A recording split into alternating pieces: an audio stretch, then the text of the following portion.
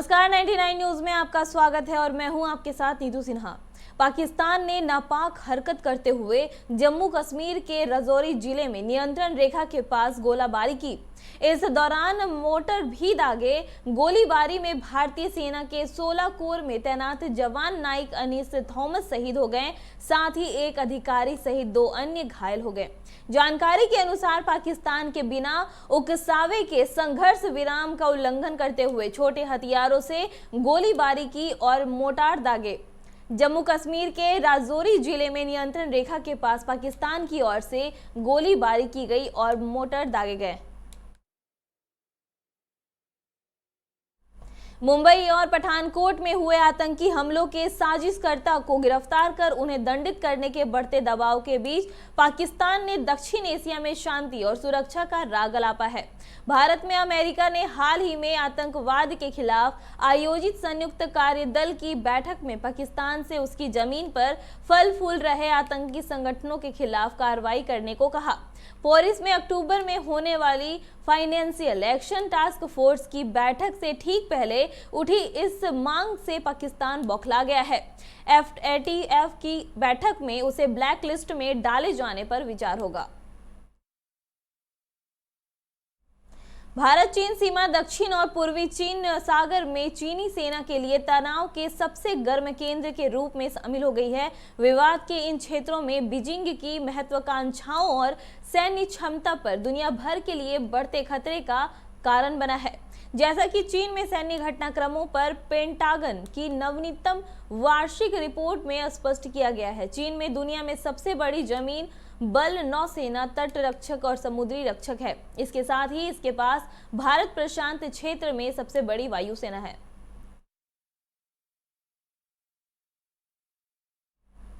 Corona महामारी के बीच संसद के मानसून सत्र का आज तीसरा दिन है। रक्षा मंत्री राजनाथ सिंह ने LAC पर चीन के साथ जारी टकराव को लेकर राज्यसभा में बयान देंगे। इससे पहले मंगलवार को उन्होंने लोकसभा में बयान दिया था।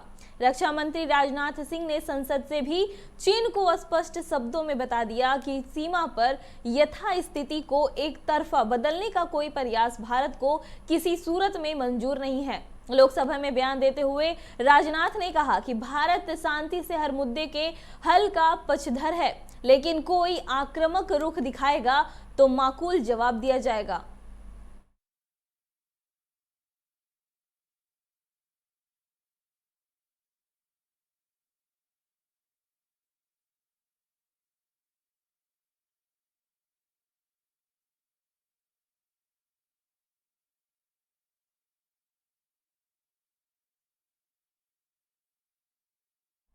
सुशांत सिंह राजपूत की मौत मामले में ड्रग एंगल की जांच में जुटी नारकोटिक्स कंट्रोल ब्यूरो ने सुशांत के पूर्व मैनेजर श्रुति मोदी से पूछताछ कर रही है। NCB ने सुशांत की टैलेंट मैनेजर जया साहा को भी पूछताछ के लिए तलब किया है। इस मामले में जांच इतनी आगे बढ़ चुकी है कि हर दिन कुछ नए लोगों के बारे में सुराग मिल रहे हैं। फिल्म इंडस्ट्री के कई उभरते और स्थापित अभिनेता अभिनेत्रियों के नियमित ड्रग्स लेने की जानकारी सामने आई है। इस बारे में तस्वीर साफ करने के लिए NCB ने श्रुति मोदी और जया साहा को तलब दिया है। इन दोनों से अभी तक ED और CBI ने ही पूछताछ की है। उत्तर प्रदेश के पूर्वांचल में दोपहर बाद कहीं रिमझिम तो कहीं झमाझम बारिश के बीच बिजली गिरने से 28 लोगों की मौत हो गई। गाजीपुर में 5, बलिया सोनभद्र में 4, कौशाम्बी में 3, चित्रकूट, वाराणसी, जौनपुर, चंदौली में 2 और प्रतापगढ़, कुशीनगर, गोरखपुर, देवरिया में 1 व्यक्ति के लिए वज्रपात में जानलेवा साबित हुआ। इसके अलावा कई अन्य लोग आकाशीय आफत में झुलसने के बाद अस्पताल में भर्ती हैं। कई मवेशियों के भी झुलसने की सूचना मिली है।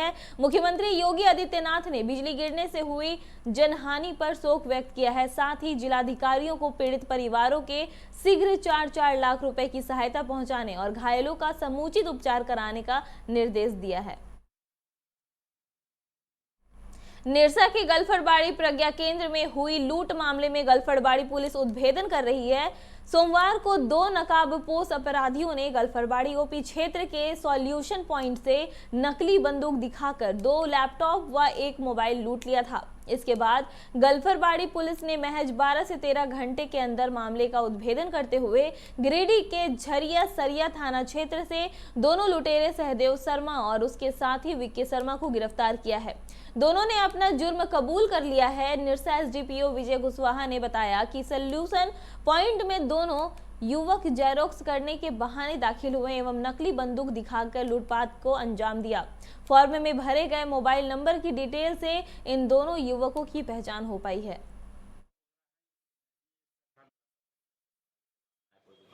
2 तारीख को ही सुबह अपने घर से ही प्लान करके निकले थे, नकली पिस्तौल लेकर के कि हम लोग रास्ते में जहां हम लोग को उचित जगह मिलेगा लूटपाट करेंगे।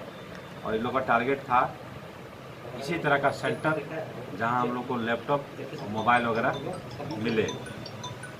इसी दौरान ये लोग यहाँ पर ही इसको दिखाई दिया कि दुकान में केवल अकेली लड़की है, यहाँ 2 लैपटॉप भी है, मोबाइल वगैरह भी है, तो इनको लगा कि ये जगह ठीक है।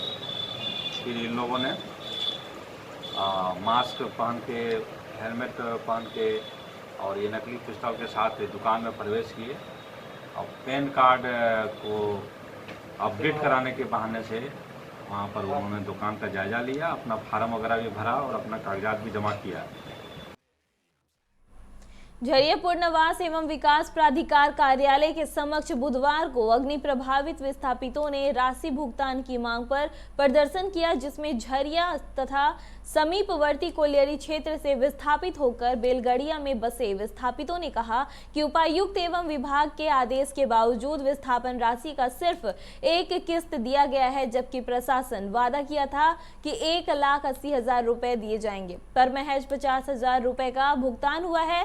इसी बकाये राशि की भुगतान की मांग को लेकर वह लोग कार्यालय के समक्ष अपनी बातों को रखने पहुंचे हैं।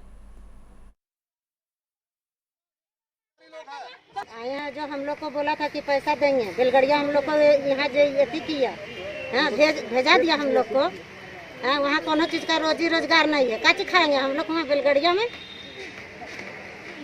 क्या चीज का पैसा लेना है? घर का लिए। घर का? हाँ। पैसा लेने के लिए आए। किस चीज का पैसा? हम लोग जो घर स्थापित हुआ है इस पैसा भी। आप लोग झरिया से हैं? जी, एनएस लोधना से, कुमार बस्ती। अच्छा करेंगे।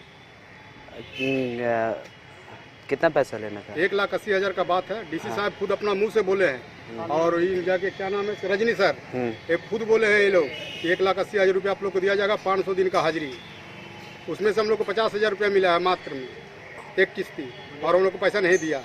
क्या बोलते हैं पैसा के लिए? पैसा के लिए अभी तो बोल रहा कि नहीं, अभी नहीं होगा पैसा, अभी तो दूसरा का पैसा देंगे, हम लोग का आप लोग को नहीं होगा, इसलिए हम लोग आए हैं।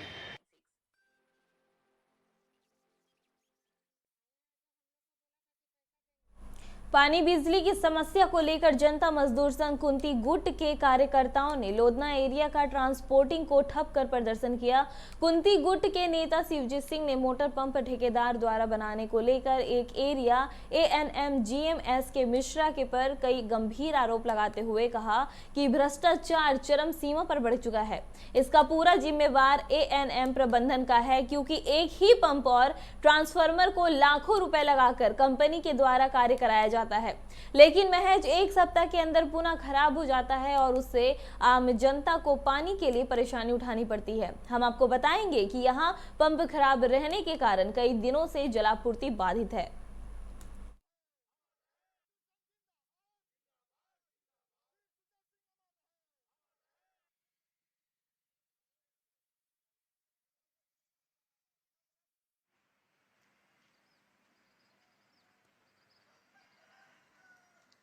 जिंदाबाद जिंदाबाद जिंदाबाद, सुंदर सिंह अमर रहे, अमर रहे।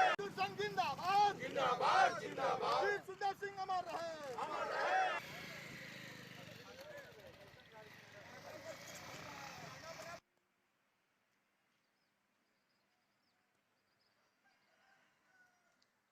जिंदाबाद जिंदाबाद जिंदाबाद, सुंदर सिंह अमर रहे, अमर रहे। जिंदाबाद जिंदाबाद जिंदाबाद, सुंदर सिंह अमर रहे, अमर रहे। कंप्लेन मैं किया हूँ विजिलेंस तकले, उसका जांच भी हुआ और जांच भी हो रहा है। इसमें आपका एरिया मैनेजर EM मिश्रा साहब का पूरी मिली भगत है। ये कागज पर खाली रिपेयरिंग करवा रहे हैं, डेंटिंग पेंटिंग खाली करवा करके रंग पोछा कर करके मोटर मंगवाते हैं और फिर उसको दोबारा रिपेयरिंग होता है। एक मुर्गी को 5 बाजों में किया जाता है। भोजपुर के नवादा थाना क्षेत्र के कलेक्टेंट तालाब में मंगलवार की देर रात मां बेटे की डूबने से मौत हो गई। बुधवार की सुबह सूचना मिलने पर पुलिस शवों को बरामदगी में जुट गई है। एसडीआरएफ सीएम को एसडीआरएफ टीम को भी बुलाया गया है। दोनों मां बेटा कबाड़ चुनकर जीवोपार्जन करते थे। मृतकों में श्री भगवान राम की 50 वर्षीय पत्नी बवनी देवी तथा 14 वर्षीय पुत्र सोमारू राम शामिल है।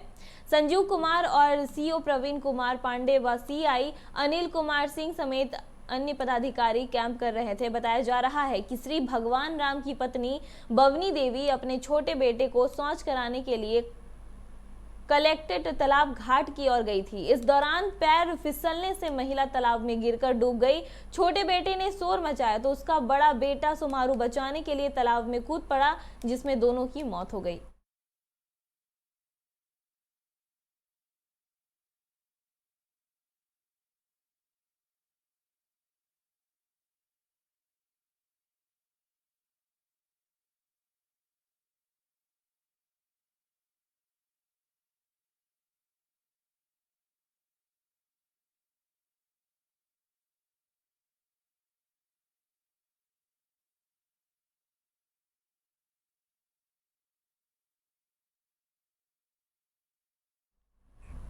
बिहार विधानसभा चुनाव के लिए निर्वाचन आयोग ने राजकीय के 12 क्षेत्रीय दलों को चुनाव चिन्ह आवंटित कर दिए हैं। चुनाव की घोषणा अक्टूबर के पहले सप्ताह में संभावित है।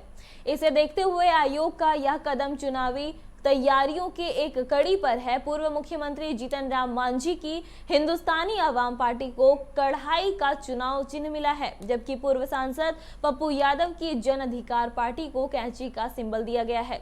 हालांकि पप्पू यादव ने कहा है कि उनकी पार्टी का चुनाव चिन्ह बीजेपी के इशारे पर बदला गया है।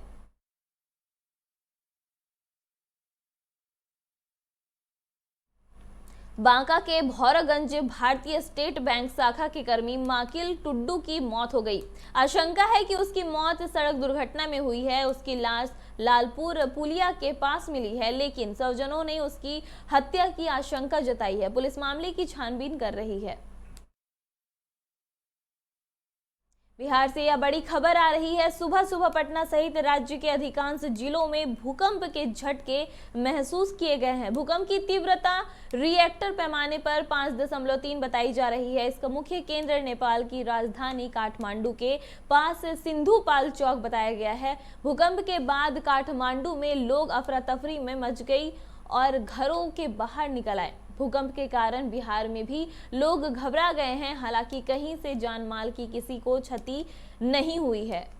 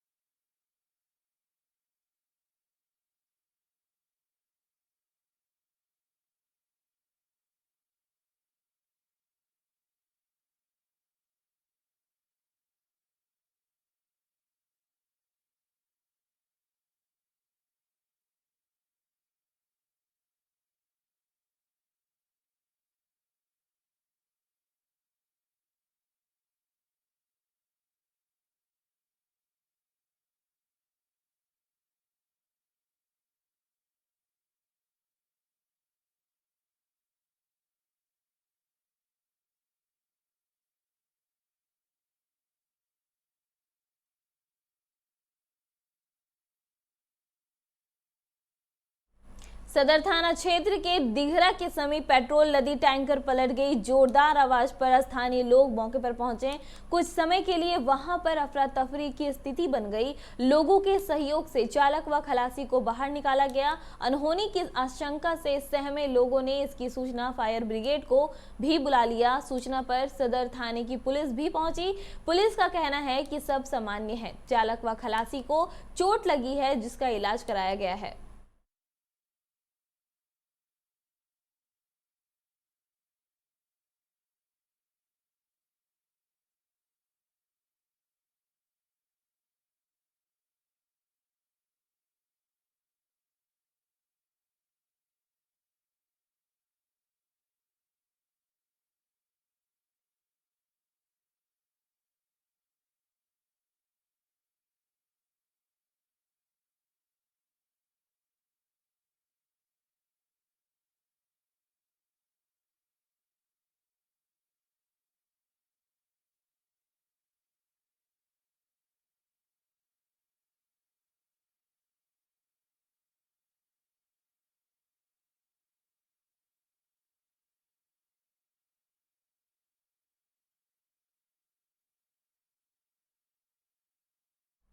आकाश किनारी कांटा घर पर कोयला लोडिंग में वर्चस्व की लड़ाई की आशंका को लेकर जिला प्रशासन के निर्देशानुसार बड़ी संख्या में पुलिस बल की तैनाती की गई है। वहीं बीसीसीएल प्रबंधन ने भी सीआईएसएफ की तैनाती की है ताकि शांतिपूर्ण माहौल में ट्रक लोड हो सके। पुलिस की मौजूदगी में ट्रकों को लोड किया जा रहा है। बताते चले कि कई बार इसे कांटा घर पर ढुल्लू समर्थक और जीप सदस्य सुभाष राय के समर्थकों के बीच जमकर बमबाजी और गोलीबारी हुई थी और इलाका रण क्षेत्र में तब्दील हो गया था। खबरों में फिलहाल इतना ही। बने रहिए 99 न्यूज के साथ। नमस्कार।